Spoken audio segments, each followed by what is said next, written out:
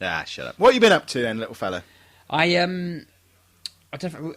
We haven't recorded since I said I needed to treat my wife to something nice, and so I took her to Sheffield. What we said, you had to start treating her right. yeah. So I decided I want to take her somewhere nice. So I decided to take her to Sheffield for the day. No, it's treating her right. That isn't a day out. Right. But that's a weird place. It's a nice place, but it's a bit unusual. They've got trams there, haven't they? They've got really fancy taxis where if you book a taxi, it when the taxi pulls up, they ring you, text you, and the taxi driver comes looking for you all at the same time. They don't let one of them work a little bit. I got a phone call, a text, and a bloke come and asked if we were there instantly. And we were a bit like, okay. Didn't you drive up there? What were you doing in a taxi? We drove up there, got to our thing, and then got a taxi. We thought, we don't know the area. So what, did you stay in a hotel? We did. Ah, Mr. Very Fancy nice hotel. Pants. Yeah, it's brilliant. I treated her to a nice night Well, I never. in Sheffield. It was weird. I mean, we stopped at Morrison's on the way. We were in Sheffield. We got there. We stopped there to get something to eat quickly. And you know when you got those machines where you put your cup under it and the Coke comes out? I put it under and it just came out with water. I'm not having that, just threw it. And this woman behind me went, well, I never! In this really, it's like chavvy Sheffield accent. Why did you throw it over a woman? I didn't throw it over. I threw it into the little thing. And it's so then I felt really uncomfortable. Like I'd already insulted the people of Sheffield the moment I'd been there. But no, other than that, I expected it to be... People said to me, oh, you can't go to Sheffield on a romantic... Did you buy some steel? Away. There was a lot of... You could see this... it was called like a... What's the word? Foundry or something like that. It's probably not a foundry, but... There's a big steel works in the middle of it. You could see it as you went in. Did you buy some steel? We didn't buy any. I would have come back with some forks.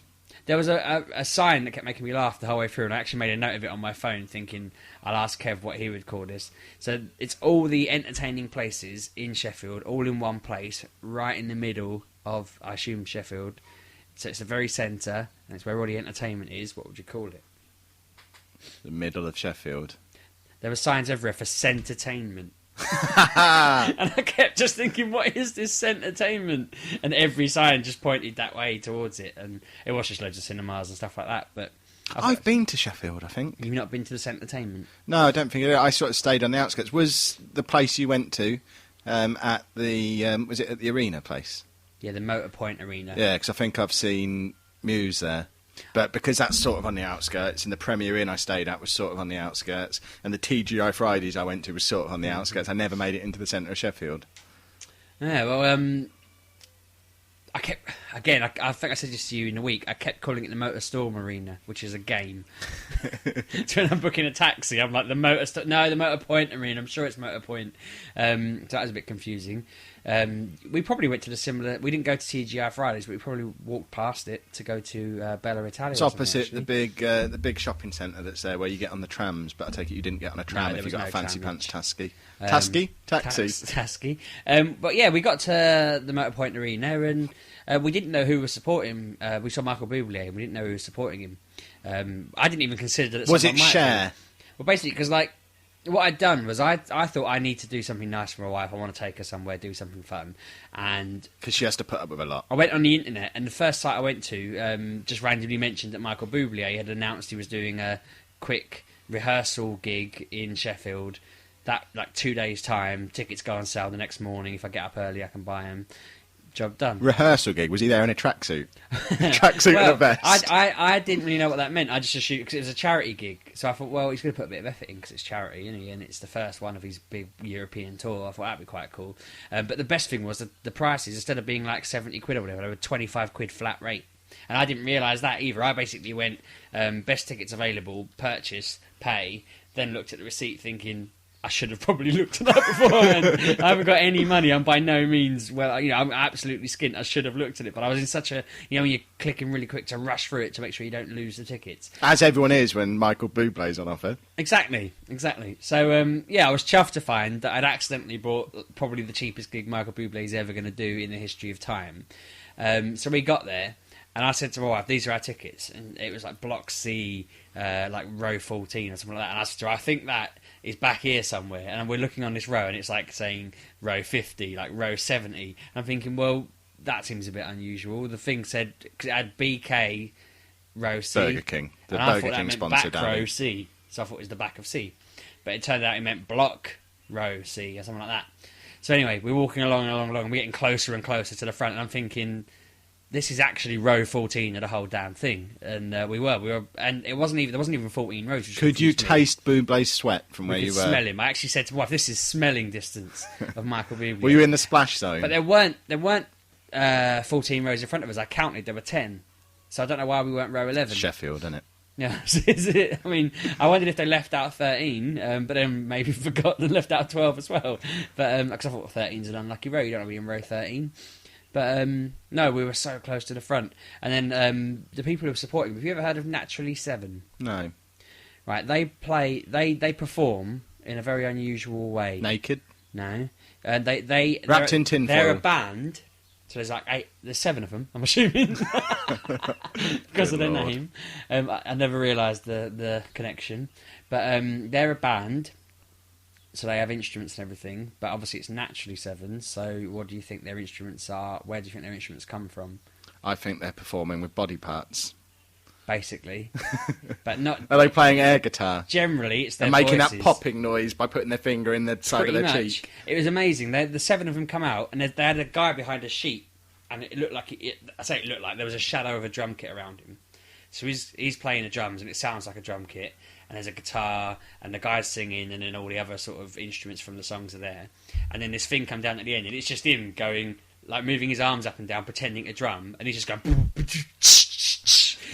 But it sounded perfect. Everything sounded exactly like a drum. And then they did a guitar, and it sounded perfectly. And they were basically a band that did everything with their voices. Did they just forget their stuff? No, my wife was really impressed that they were the ones supporting. Because it was the rehearsal gig. If it had been the real gig, they'd have done it with their instruments. But because it was the rehearsal, they were just pretending.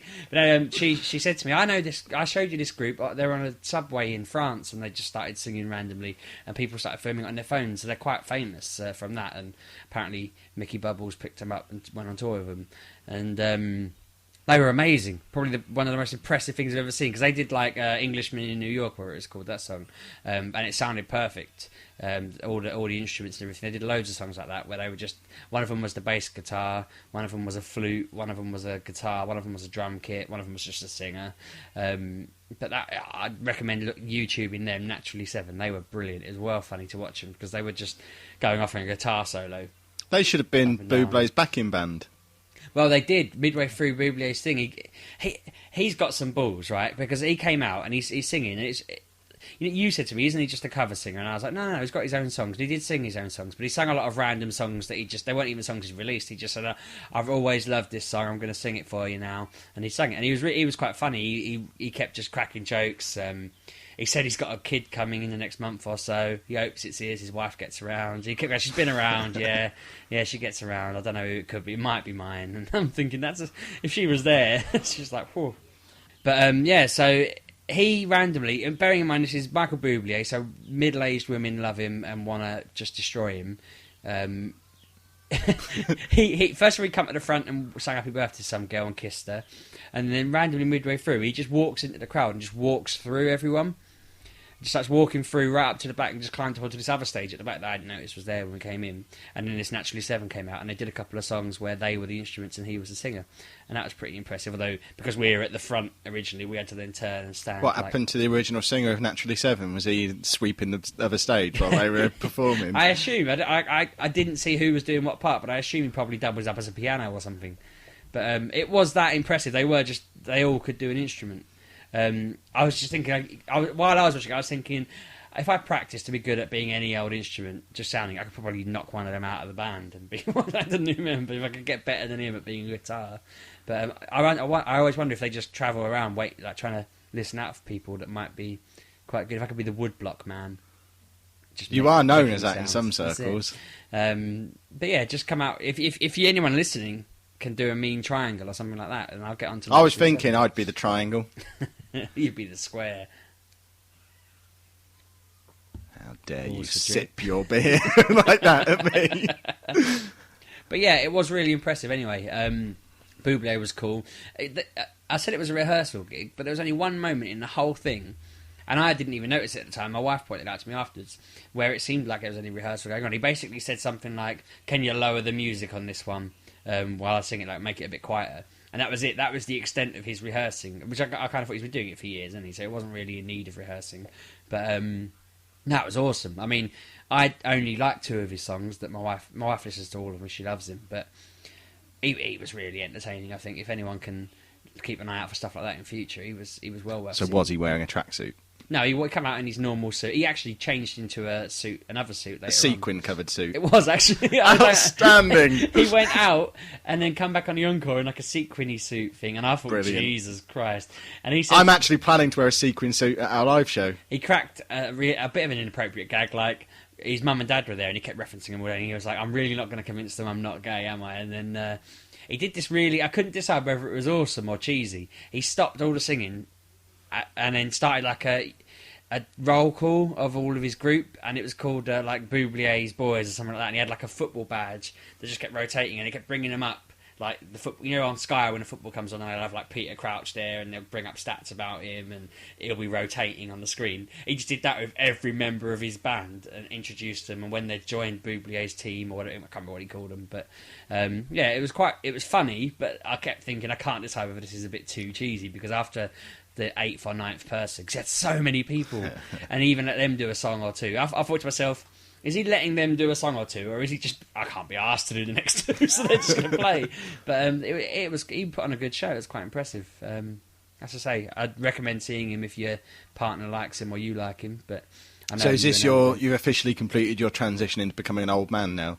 You've lost your hair. Yeah. Are you going to start wearing corduroy trousers rather than jeans? Nah, I'm probably going to stick with it. You had to check to make sure you didn't have your corduroy trousers on there, didn't you? You've been wearing corduroy trousers all week. I actually checked to see if I'd spilt this beer, because I don't know if anyone heard me hit the microphone there, but I thought I'd spilt my beer on my lap. I wasn't checking for corduroy trousers. I don't even know what they are. So, what do you mean you don't know what corduroy trousers are? You know what corduroy is? No, explain to me. Honestly, I don't know anything how about to explain clothes. corduroy to you. Fashion is probably the thing I know least about. You know my black blazer that I wear when I'm trying to look like a hipster, when I wear a t-shirt and a black blazer over the top of it. I wore it at Eurogamer last year. That's corduroy. When you do that. That's corduroy. Trousers made of that. I can't. And I imagine think what material. I imagine you wearing tan-coloured ones. I can't. With your think boat what shoes, what without your socks. Blazer's made out of. Why would you wear a blazer with a t-shirt anyway? So I look like I'm in the Strokes. That's what I'm trying to You look like young. you're having a stroke. I've explained it's when I'm trying to look like a hipster. I wear my bigger, thick-framed glasses. I'd rather than putting my hair neat and tidy, I mess it up a little bit, and I stick a blazer on over my t-shirt, wear my skinny jeans and my Converse high tops, and pretend I'm young again. It's the middle-aged man look. Now you've started going to Buble, you're about 3 years away from wearing one of those jackets. Jesus. I do need to learn. I don't know anything about fashion and clothes, and that's why I dress like this. I basically wear the tops that come through the post from a man I've never met. That's basically how I dress myself. My wife gets me trousers every now and again. She'll start getting your corduroy ones. She keeps telling me I need to get shorts for when we go on holiday. Or chinos. Perhaps you get some chinos. I don't know what they are either. I've got a pair of chinos upstairs. Why? I'll perhaps wear, because they're nice summery trousers. What are they? They're chinos. I don't know how to explain them to you. I don't know how you. This is officially now the best thing from trousers episode. I don't understand how you don't know what a pair of chinos is. I don't know anything about clothes. It's always been one of those topics that I just have. I mean, I'm terrible. As people may know, we're teachers, and when people say, "Oh, yeah, I'm doing fashion," I just think, why? It's one of those things up there with religion. I don't get why we need it. I don't get why we need fashion. I don't get it. It's knowing what a pair of trousers isn't even fashion. It is. They're trousers. Don't call them anything other than trousers. I call these trousers. They're jeans. I know that much, but I call them trousers. They just go on my legs and ass, and that's what they do. And then they go on your legs. I'd debate with you all night long whether or not they cover your ass. You got trousers and tops and socks and pants. That's the world I live in, and shoes. Nice. That's as far as it goes. I know that they sell. What about pyjamas? They're just pyjama trousers, aren't they? They're trousers I wear in bed. What about dresses? I don't wear dresses. No, but you know they exist, I know there surely. are women's clothing out there, yeah. Dresses and skirts. That's basically what women wear, isn't so it? would you know the difference between a jacket and a blazer? No, I genuinely don't know the difference between a jacket and a blazer. Have you got any dress shirts? Is a dress shirt just a fancier shirt, not a shirt I'd wear like lounging around? Why would you wear? You often put a shirt on to lounge around it. There's my sitting down shirt, the old faithful. You have your shirts to like go out and about to the